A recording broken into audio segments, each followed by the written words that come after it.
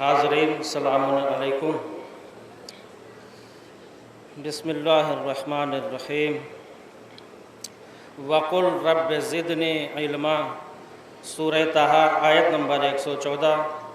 ارشاد رب العزت ہو رہا ہے اور یہ کہتے رہیں کہ پروردگار میرے علم میں اضافہ فرما۔ آج کی تاریخ، رحلت کی تاریخ جناب آیت اللہ خمینی کی، جن کے بارے میں کسی شاعر نے کیا بہترین شعر کہا، علم کرتا ہے زمانے میں خمینی پیدا، جہل انسان کو صدام بنا دیتا ہے۔ علم کے حوالے سے ماشاءاللہ آپ نے کافی لوگوں سے سنی۔ ایک عالم ربانی، مرد روحانی حضرت آیت اللہ مرزا قمی، ایک مرتبہ اتفاق سے حمام میں ایک بادشاہ سے ملاقات ان کی ہو جاتی ہے۔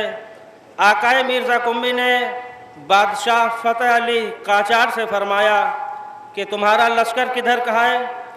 جاہ و حشم، ثروت و دولت، تخت و تاج کہاں ہے؟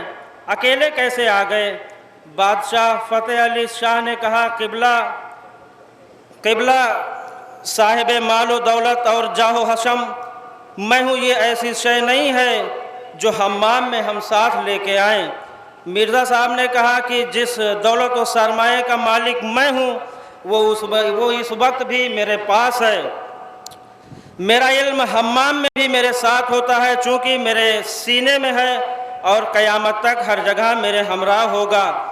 قبر میں بھی ہوگا، قبر میں بھی میرے ساتھ ہوگا، حشر میں بھی ہوگا، ہر جگہ یہ میرے ساتھ ہوگا۔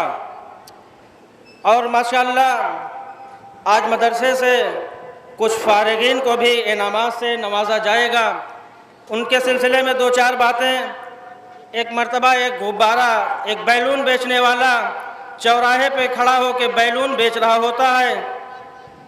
جب وہ چوراہے پہ کھڑا ہو کے بیلون بیچ رہا ہوتا ہے تو دور دور سے لوگ، دور دور سے بچے آتے اور اس کا بیلون خریدتے، لیکن جب غبارے کی سیل کم ہو جاتی ہے، وہ کم بکنے لگتا ہے، تو وہ کچھ بیلون کو ہوا میں اڑا دیتا ہے تاکہ بچوں کو یہ پتہ چل جائے کہ کوئی بیلون بیچنے والا وہاں پہ ہے۔ ظاہر ہے بیلون کے اندر ہیلیم گیس بھری ہوتی ہے، جس کی وجہ سے وہ ہوا میں اڑنے لگتا ہے اور بچوں کو یہ معلوم ہو جاتا ہے کہ وہاں پہ بیلون بیچنے والا ہے، اور دھیرے دھیرے بچے اس کے پاس جمع ہونے لگتے ہیں۔ اتنے میں یہ محسوس کرتا ہے کہ کوئی اس کا کپڑا کھینچ رہا ہے بیلون بیچنے والوں کا۔ بیلون بیچنے والے کا جب اس نے نیچے دیکھا تو کیا دیکھا؟ ایک چھوٹا سا بچہ، سیاہ رنگت کا معصوم بچہ ہے، اس کی توجہ چاہ رہا تھا۔ وہ جھکا اور بچے سے دریافت کیا۔ بچہ بولا، انکل کیا کالے رنگ کا غبارہ بھی اوپر اڑتا ہے؟ کیا کالے رنگ کا بھی غبارہ اوپر اڑتا ہے؟